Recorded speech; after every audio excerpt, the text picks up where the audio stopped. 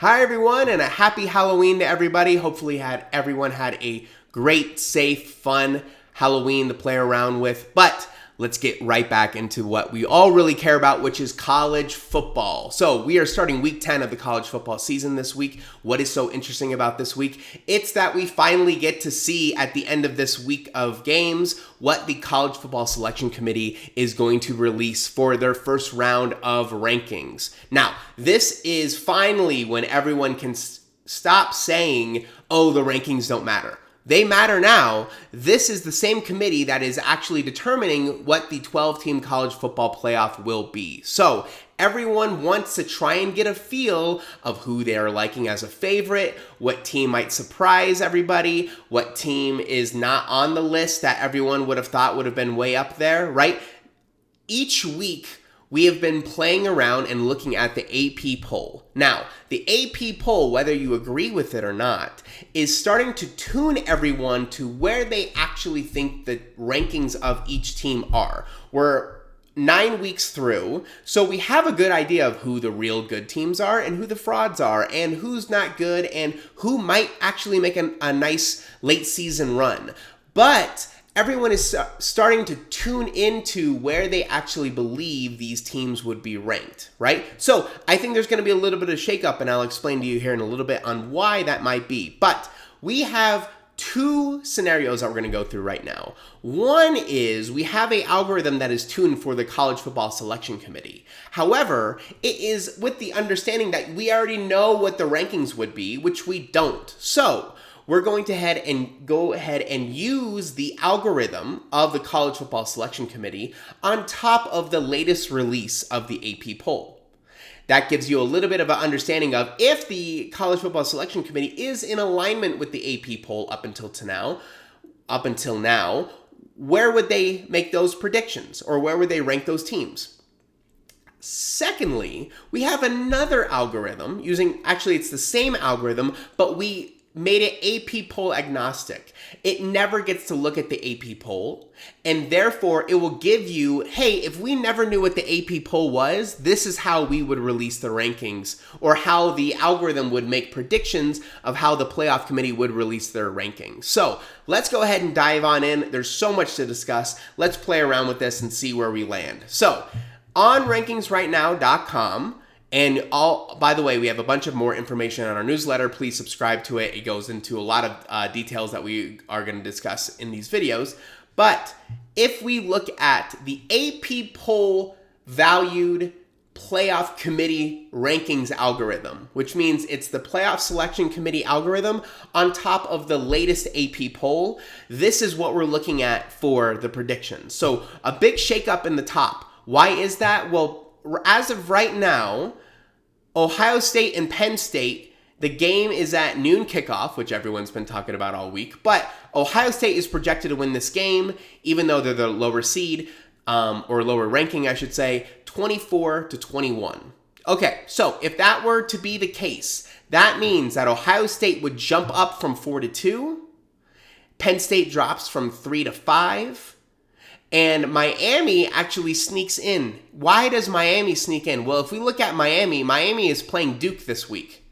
With the Miami and Duke game, you have a 20-point win right here versus a 15-point win for Georgia over Florida.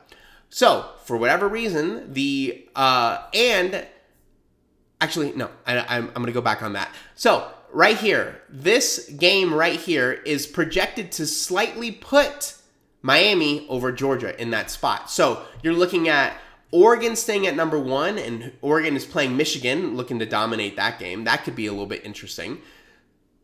2 is Ohio State, 3 Miami, 4 Georgia, 5 Penn State. Okay, great. Then you have your normal Texas, Tennessee, Notre Dame, Clemson with a good jump right here. That's because they play Louisville. That's going to be one of their tougher competitions. Louisville's games that they've lost have all been high-quality losses so far this year. So that's a high-quality team right there. So that's what we're kind of looking at right here. BYU dropping a couple slots right here. That's a little bit interesting. We can dive into a little bit of why that might be as well. But for the most part, this is where we're sitting right now for these rankings. Let's go ahead now and flip it. let's look at, if we took away the AP poll, how would these rankings look? And it is surprising. So, Oregon at number 1. That's not surprising. Notre Dame at number 2. How in the world does the algorithm believe that Notre Dame is number 2? Well, if we go ahead and look at, let's just go to Notre Dame football. Let's just look at their schedule real quick. What everyone loves to point at when it comes to Notre Dame is look at that week 2 loss to Northern Illinois. You can't possibly put a team over there that lost to Northern Illinois. Well, since then, they've been on an absolute tear. They beat Purdue 66-7. You have a 15-point lead, a 7-point lead against a ranked 15 Louisville team. They dominated Stanford. They dominated Georgia Tech. They dominated a ranked Navy team. They're probably going to dominate Florida State. There's not much that you can really, and their early season win against Texas A&M, right? That shot them up in the rankings. You can't really have a full understanding of where Notre Dame is if you don't take the AP poll into context. And if you were to get rid of that Northern Illinois game, which happened in week 2, by the way, I think it was so jolting in the moment that it's hard to forget. But if you're thinking about where Notre Dame is now compared to then, those are two completely different squads. So let's think of right now, if Northern Illinois never happened, which it happened so long ago that you can make the argument that it's incomparable.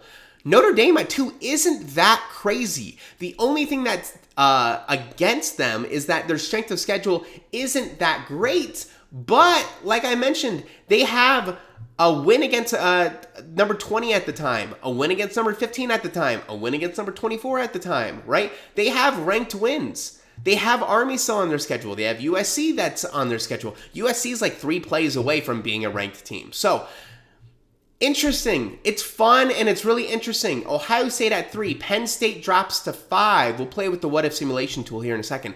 Texas at 4. The only real prediction that I see right off the top that I do not agree with is Ole Miss at 7. That's a bad prediction. Even Alabama at 8 makes me really curious on where you're going to put Alabama in these rankings.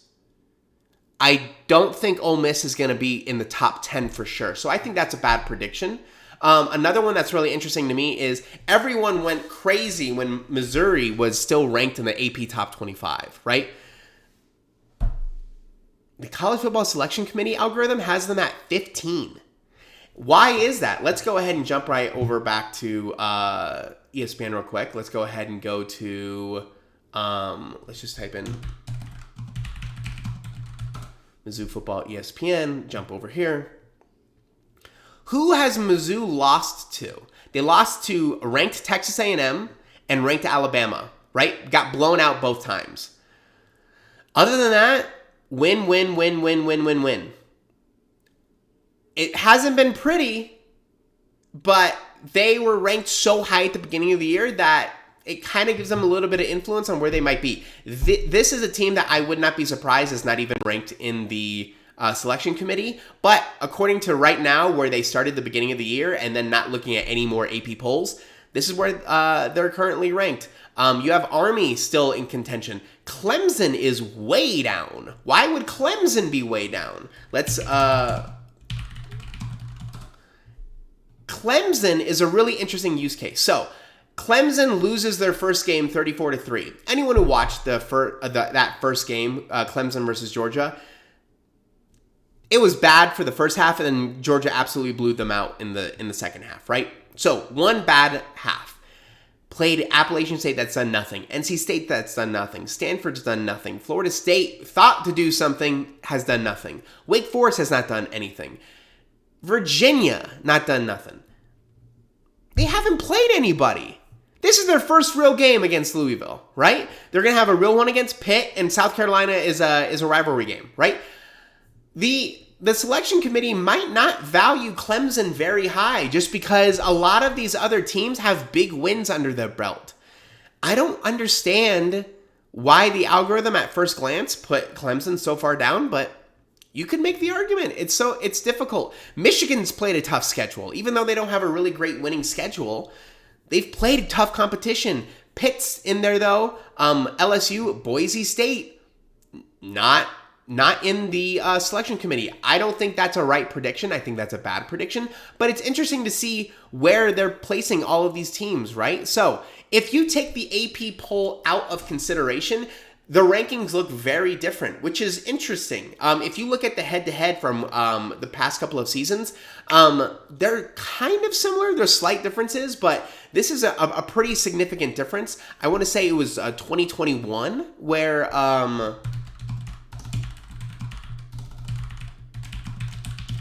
I think it was 2021 where there was a big difference between the two rankings. So if we go to 2021 and let's go to week 10... So here we are. We have the college football playoff and the AP top 25. Georgia, Alabama, Michigan State, 3 versus 5, right? But if you look down here, right, you have teams like Wisconsin that's in the college football playoff right here. Wisconsin, not included in the AP top 25. NC State, not included in the AP 25. Mississippi State was all the way up to 17, not over here, right? And just, right? You have receiving votes, Ole Miss, BYU, Texas A&M, Auburn. So right up here is where it starts to get pretty close. And if you look at these two algorithms in the at the top of the rankings, right? It's not too different from one another, right? You have Oregon, Ohio State, Miami, Georgia, Penn State. Over here, you have Oregon, Miami is top 10, Penn State, Ohio State, Texas, Georgia. It's close, right? And that's and if you look over here, Georgia, Bama 2 versus 3. Oklahoma was number 4 for the AP top 25, number 8 for the college football playoff, right? There's some slight differences. So do I think there's going to be 2 or 3 really bad predictions? Yeah, absolutely. I think so. But it's very interesting to go ahead and really break these down. So one of the things I want to play around with right now is that one of the bigger implications that we have already covered is this Penn State and Ohio State game. Let's change the score of this to 24-21.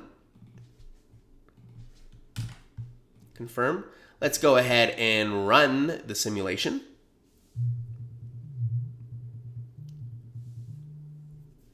Taking a little bit of time. That's all right. This is because it's in a dev environment. But if we go ahead and now look at where everything is sitting, this would put Penn State at number 1, according to the algorithm. Very interesting, right? Ohio State then goes to 5. That's a 2-loss Ohio State team. That would be a 1-point loss to Oregon, and we just made it a 3-point loss, right? A 3-point loss to Ohio State. So you would be losing by 1 to the number 2 ranked team and 3 to the number 1 ranked team. I think that is fine with a 5. That doesn't seem too crazy to me, right? You kind of have to have Ohio State in. They're proving that they're equal in those two teams, right? Somebody's got to win at the end of the day. But if you're losing by a field goal or less to the number 1 and number 2 ranked teams, you're probably going to be in top 5 territory. But Notre Dame at number 2, really interesting. SMU's getting a lot of love. Who else? Memphis is getting a good amount of love. The Raging Cajuns are getting a lot of love, right? So there's a lot of really interesting things to look at. Let's go ahead and reset all the scores and rerun the simulation just to get everything back to its standard form. But one of the things that I think would be really interesting if we look at all the teams right here is you have teams like Wazoo, CU, James Madison, UNLV, Arizona State, Tulane. All like the top 40 looks pretty legit, right? Syracuse had a really bad last game. Nebraska, you could make an argument if they should be a little bit lower, but they played Ohio State close. They've played a lot of close games except for Indiana where they got blown out, right? It looks pretty fine to me. So I'm very curious. There is going to be a shakeup. There are going to be some mispredictions. Once we have the first full release of the college football selection committee, then everything is going to get back on track. The algorithm readjusts itself and make sure that it's on the same page, and things will look a little bit more clean, a little bit more accurate. But for this week 10, it's a very interesting predicament. So, everyone is always very, very tuned in to that AP poll, whether you want to be or not, even though you know the poll doesn't really matter at the end of the day. It's fun. It's interesting. It generates ideas and who would beat who. But this week 10 going into week 11 rankings is going to be really, really fun, really interesting. I can't really wait to see how close the algorithms are to one another. We're going to be using the one-off or the AP poll agnostic algorithm for the release. Do I think Notre Dame's going to be ranked 2? No, but I'm interested to be if they're a top 10 team, top 8, top 5. That would be really interesting to see. I'm very, very, very curious on where all of these things are going to align. So thanks for watching. Enjoy week 10 of college football, and we'll check back in with you at the end of the weekend to see where everything stands. Have a great one.